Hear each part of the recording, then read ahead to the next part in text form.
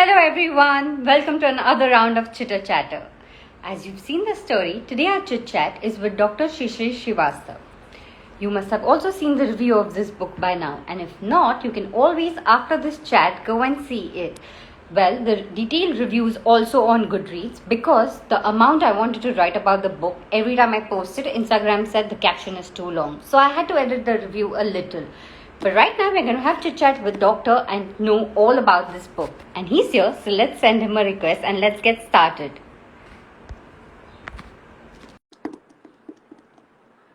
Ashir, thank you for the compliment. Ganesh P. Bindini. Hello, Doctor. Welcome on Chitter Chatter. Hello, Shweta. Hello, and hello, all the viewers, listeners. Hello, everyone.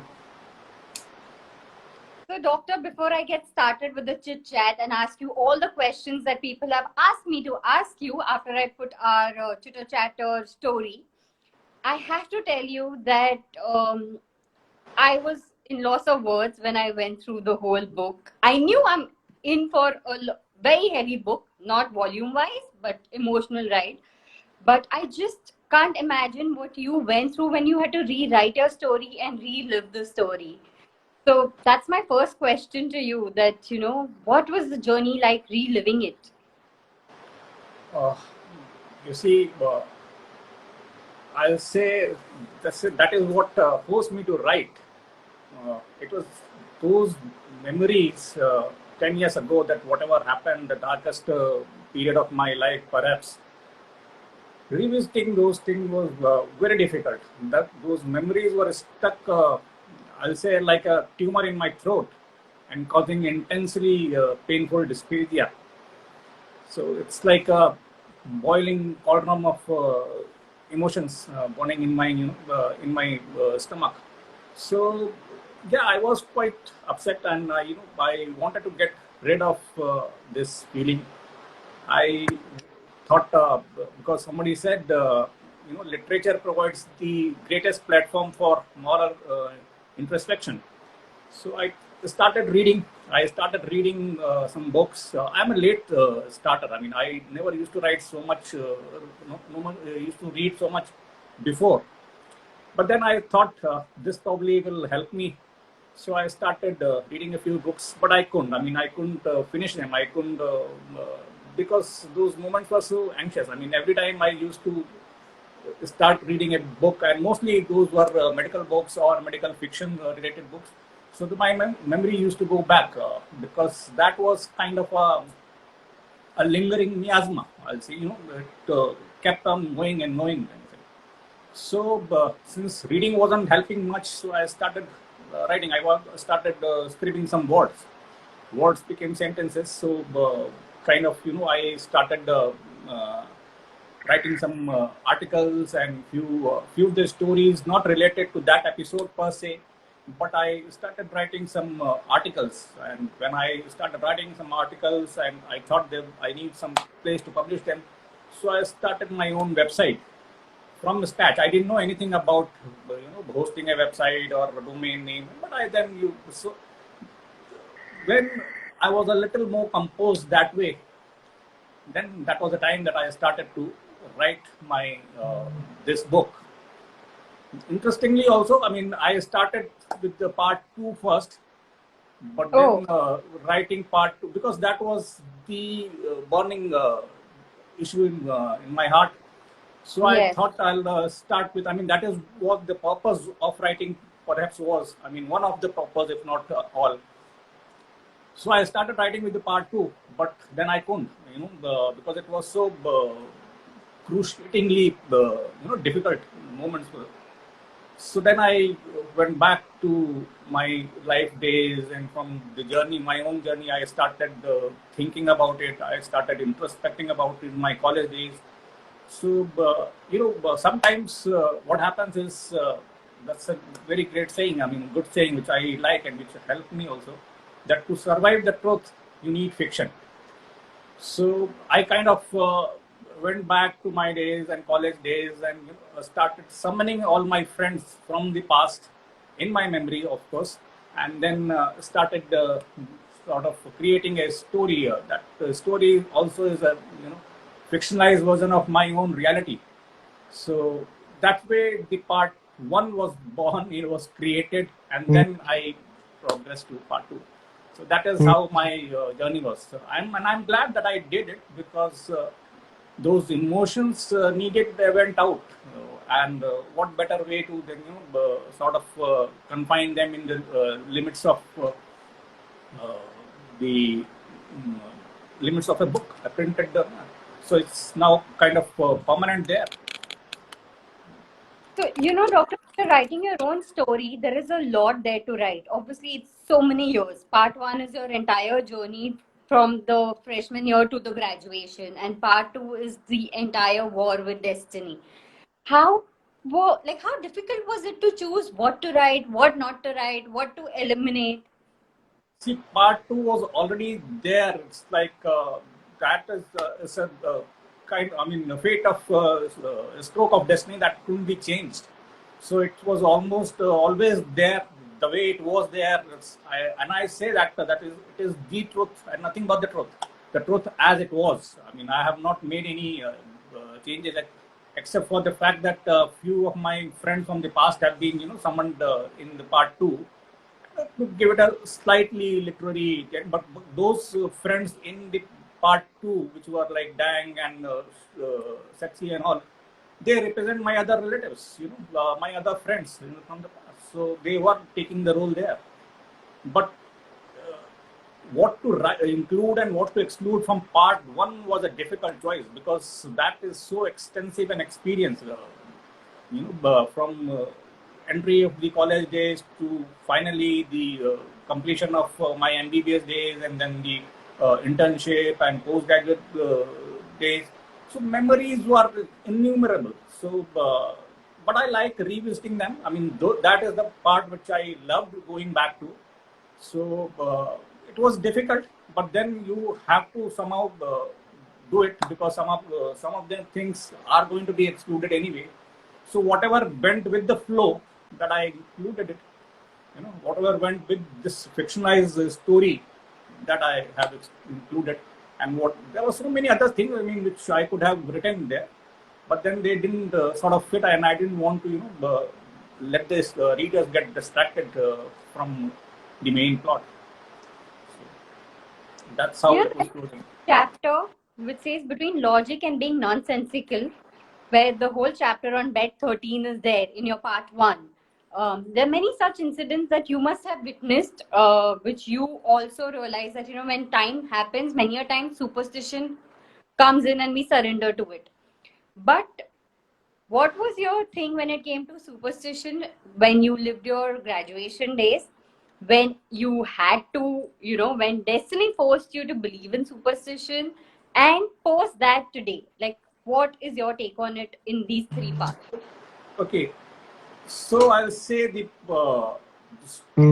in my college days, that is spent in, you see, doctors are very vulnerable, as any of you are. I mean, any of the other people are. They are emotional, they are vulnerable. Like, you see, the film stars, the film.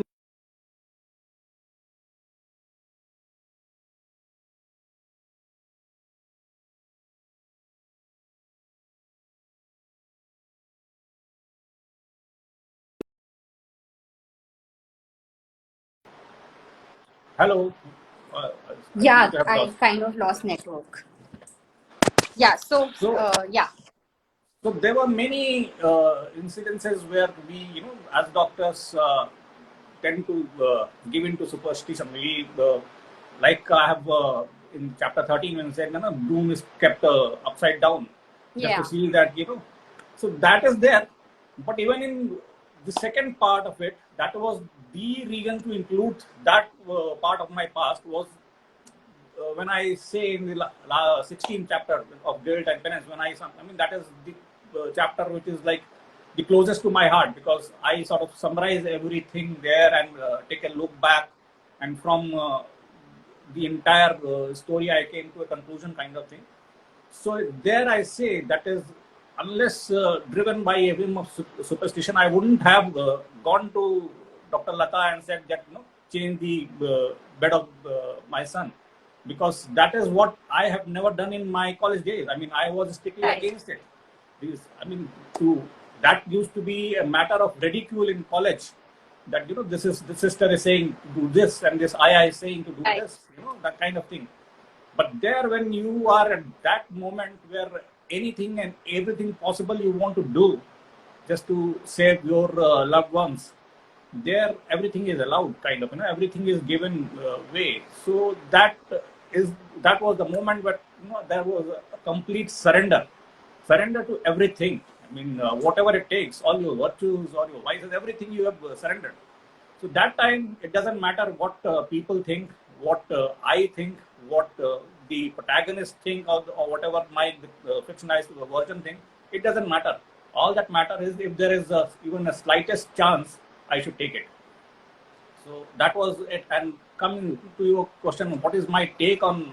Well, I wouldn't say that I endorse superstition now, but that was the moment when you see, as I said, that is the time of surrender. At the moment you are surrendered, it does not matter actually. So those moments, they shouldn't come back. But for anybody, for anyone who's going through similar moments, I'll feel he'll behave in a similar way. It was good to write this book because, coming from a background, obviously the jargons and the lingos come very naturally. But at the same time, you had to limit yourself so that, we laymen who are not from that clinical background could understand and relate to it. So how difficult was your journey of writing that and, changing? Yeah, that was a little difficult because that is what my friends and my own colleagues and my own family members think, that it is a slightly difficult book to read because of the medical jargon that is used, and also because of the complexity of the words that are taken into account there. But you see, a man primarily writes for himself, either for his pleasure or for his own pressing need. In my case, it was my own pressing desire to get rid of that suffocating feeling. So it doesn't matter. I mean, it's good that people appreciate what you created. That's kind of a moral booster, keeps you propelled through your future journeys.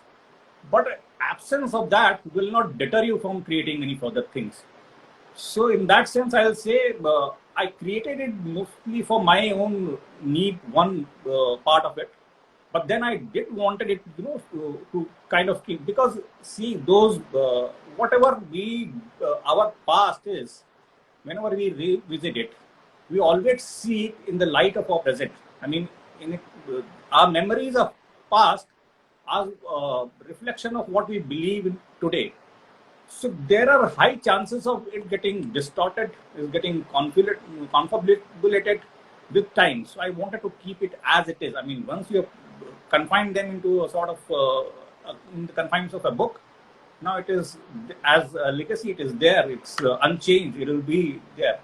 One thing, it will not haunt me anymore, and will be there. And I have the liberty to go back and read it whenever I want it. At least the part one, because part two is always in my memory, sharp as ever.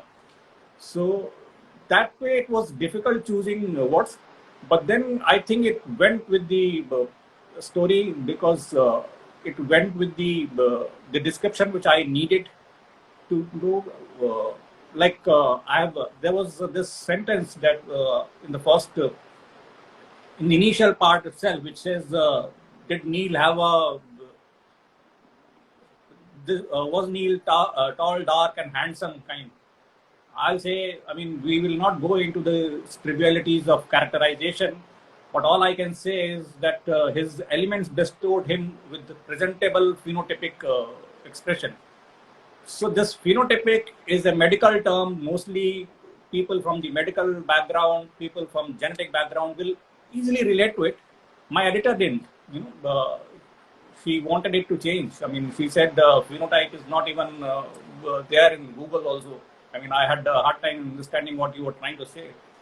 But I said, I love this sentence. I mean, and it's probably people who will, it's not necessary that everyone understands every word of it, because it's not possible even for me to understand each and every word written by other authors, in what context. Everyone is free to derive their own conclusions of it. But it's not so difficult a word. And I think what I wanted really to say, because it's related to genetics, it's related to the genes later on, that is what was haunting me. I'll say I'll go with this word. So there are a few words like this which, I mean, they could have been substituted by other easier words, but then I think that wouldn't have been appropriate or apt as apt as these words are. I totally agree with you on that, because yes, I had to open the dictionary at times. I at times had to reread because I had to understand what is going on. But I think if you had changed it, the flavor of the book would have been lost. Somewhere Yeah. it felt I was over there between medical students or at a hospital. So it had a very natural flavor to it. And I think when you are reading the book and you know it's based on a true event written by a doctor, that's the kind of language you expect from there. So I'm very glad and happy that you stuck to your thing, that no, these are the terms I need. And that's what I have even mentioned in my review, that yes, you tend to get lost, but it's okay. We learn new words. That's what reading is all about. You need to learn new things. Right. Vocab. Also, I want you to tell our viewers, you have mentioned in the book why you chose the title and how it came, but if you could tell our viewers a little about it too. Okay, so the title, as I said, is taken from a famous poem from Dylan Thomas. Do not go gentle into that good night, rage against the dying of the light. So when I wrote it, the whole entire manuscript was ready, and we wanted to choose a title. The first title that came to my mind was, it was very abstract. The first two titles, which one was Straight, which nobody would have understood. The other was a Fractured Mandate, because it was an autosomal recessive kind of a thing, and but then even that was quite abstract. Then I wanted to choose a title which will be representative of both the parts. It will be representative of a doctor's struggle when he's treating a patient, a critically ill patient, he's trying to save another life. So the rage, the emotions that he goes, so the title should portray that emotion as well as it should be representative of part two, that is my own rage and anger against the system, against the destiny, against my own journey there as a patient doctor. So that, I think, when I came across this, I think this was an apt title, and the moment I saw it, I said, this is going to be. And I mentioned it to my publisher, and he said, I gave him two options. He said, which one you prefer? I said, this one I prefer. He said, so be it. I mean, I also like it, my team likes it. So there are a few friends who said this could be a very difficult kind of a title. It's the longest, and it's not that catchy. But then usually I kind of stuck to my own self again. I said, no, this is going to be, because this is what I wanted to convey. When you released the book, what are the compliments that you received and have stayed with you? See, criticism is like, pain and pleasure both. Of pain and pleasure, the pain stays much longer than the pleasure. So I remember the criticism more than the compliments. But the compliments, obviously, it's one of my friend, he read it the day it was released, and the entire book, he read it overnight, and he said it's marvelous work, and I'm looking forward to your next venture. I mean, your next book. So that was one, and there was one other friend. I mean, they had similar sentiment. They said, I never expected that this is going to be that kind of a work. And it looks like work of a professional. Or I said, whatever it is, this is my debut work, and thanks for the compliment. So those were the compliments that that has stayed with me. Apart from that, the criticism, obviously, we have discussed, that is a kind of a complex book. There is a lot of medical jargon, but those are also helpful. I mean, in my future dealing, in my future writings, future endeavors, I'll be definitely taking them into account, because that is what all this reviewing process or critical analysis is all about. You learn from, I mean, as in life also. So life is learned backwards, but it must be lived forwards. So we revisit our past just to learn from it, and then make corrections in our present and in our past. So that all whatever I have got as a criticism, that will be applied definitely in my next book if I ever undertake that. We hope you undertake that, and not necessarily from true events, but we hope you undertake the writing and continue other books with other stories that are around you, because I'm sure as a doctor there are many more stories around you which we would like to know. It could be an anthology of short stories, or you know better, but we are in of books. I'm sure all readers I'll definitely give it my best shot whenever I come up with my next, because that is a kind of thing that is now giving me peace. Writing, that's become reading and writing both. So I've developed these hobbies over time by unfavorable, desired fate of destiny. But yes, so I've started reading, and it's giving me a lot of happiness. So I'll definitely be writing. There are a lot more things that I want to say to the world, especially the medical world. So there are a lot of issues in the medical healthcare system that I think they are not right the way they should have been, the way I want them to be. So probably in those lines I'll be creating something. Yeah, even in your book you mentioned the trouble that you went through because of the administration. Right.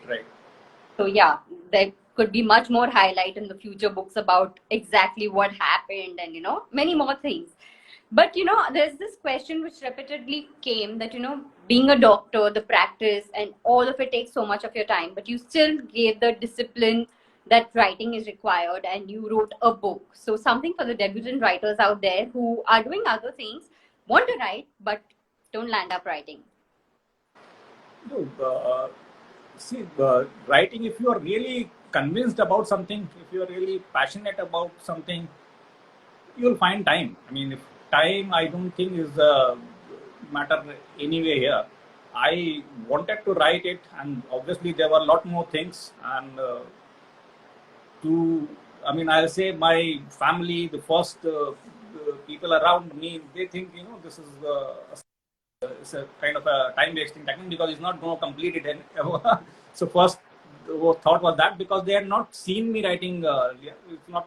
See, I am a doctor, and they have used to me seeing in the hospital and talking about patients and dealing with them. So reading was a big sort of veering away from the main course. Writing all the more. So it was initially difficult, but I said I wanted to do it. So I'm kind of stubborn in that way. So I used to get up at around 4 o'clock in the morning in the winter chill. So, and complete my writing, so that before the day starts for the rest of the family, I'm done with my writing. So that way, it went on and went on. So even while seeing patients, and whenever I have time, I used to, in my mind, this story used to go on. All those characters of Neil and Ria and everyone, they used to sort of play cricket in my mind, and then I'll come back and jot down my thoughts. So that is how it was created. For part one, part two was obviously written in one go. I had never, except for the time at the time of editing, I had never revisited that again. So it was written in one go. That's why it's written in first person also, because it was the way it was. It was truly my own feeling. Doctor, we end this chatter. There's a quick question answer round that we're going to do. Just a little more to know you as a writer, as a reader. What is your favorite series that you've read? Series? Yeah, I'll say long back I read this Sherlock Holmes. That, this kind of series of book, Adit Kannan Dayal. That's my favorite, Dr. Watson. So that kind of stayed with me, though I don't remember all the stories as such. But as a youngster, I used to like that. There's a line that that says, I think for Sherlock Holmes, what Dr. Watson says, Sherlock Holmes believes that brain is like a utensil. I mean, you have only so much of a capacity. That was what's contrary to what the other belief. He said the brain is like a utensil. It has a limited capacity. So if you put in something, you will have to let go of something. So that's why he wasn't interested in anything else. He was interested only in his profession of playing the detective. So that was a series I'll say I remembered the most, and I like it. Your favorite genre? Sorry? Your favorite genre? My favorite genre is medical fiction. I read a lot of these things. I mean, these days I've read Robin Cook and all those things. Even non-fiction, one of the favorites, When Breath Becomes Air. I mean, that's a very profound book. I remember it, so I've read it. I've reread it also. So that's my favorite genre, to say. Ebook, paperback, or audiobooks? I'll say I'll go with the paperbacks. This kind of gives you a feeling. I mean, it's a kind of a possession you have for otherwise also, and then you get the smell of those papers, and so yeah, print. So that keeps the ebook is good in a way, but that even in your workplace you can take it at times, and then you can start from at any place. So it's convenient. But if I have to choose between the two, I'll choose paperback. A book which is your favorite, all-time favorite? Oh, that definitely is The Fountainhead by Ayn Rand. That's my all-time favorite.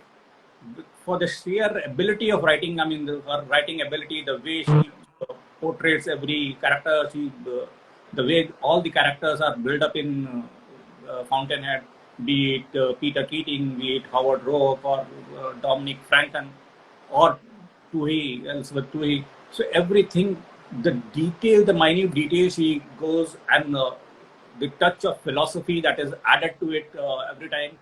So it's a pleasure reading it every time you read, and from wherever you start reading it.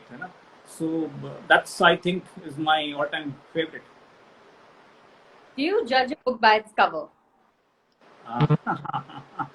See, covers are important to pick it up, but I don't judge it because I am very selective in choosing what I want to read. So it's like I go through the reviews, I go through whatever the other people have to say about the book, and then I choose it. So cover really doesn't matter, because The Fountainhead, I mean, you see the cover is not so charismatic kind of a cover, but still it is, because everyone who reads it says so. You have an aura around that book. That this is a book that you must read kind. So I obviously will pick it up. And then the other criteria which I use while picking up the book is whether it fits into my genre, because whatever I'm I want to read, so it fits into that or not. So I choose accordingly that. Also, the last question, what is the book that you last read? What is the book that I last read? I read I think I just finished one book. There are two books which I have just finished. One is Hindi and one is English. English was Lost by Siddharth Sanghvi. And Hindi, I read this book called Suraj Ka Satwaं Ghoda by Dharamveer Bharti. This movie also made on this book in 1992, I think.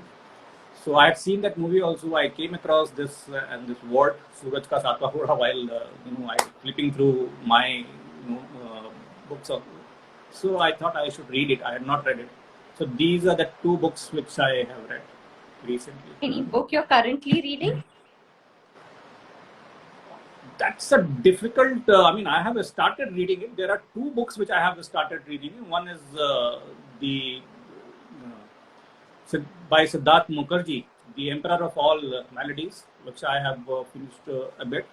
Then there are 2-3 books. I'm also reading. I started *Sapiens*, but I have that's a very hefty book kind of a book. There are so much to engross. I mean, to absorb from there. So I think it's going to be a difficult read. And there is one non-fiction book that is called The Social Transformation of American Medicine. Rise of an Industry by Paul Starr. So that's also a very kind of difficult to read kind of book, but I wanted to read it, and I want to read it because the fact that I want to write about the Indian healthcare system and all. So I thought I'll have her perspective also about this. So these are the books that I am reading currently. I don't know which one I'm going to finish first, but these are the books that I am reading currently. Thank you, Doctor, for your lovely time for Chitter Chatter. And all the people here, in case you all want somebody to watch our interview, then it's going to be on IGTV right now after we end it, also on YouTube and Spotify. And if you all haven't bought the book, please go online on Amazon and order your copies. And you can DM Doctor and me and let us know how you all like the book. And thank you, Doctor, for your lovely time for this. It was my pleasure. I'm honored to come here to meet all of you. For many more books from you. Yeah, I'll try my best. I'll definitely try my best. Thank you. Thank you so much. Thank you.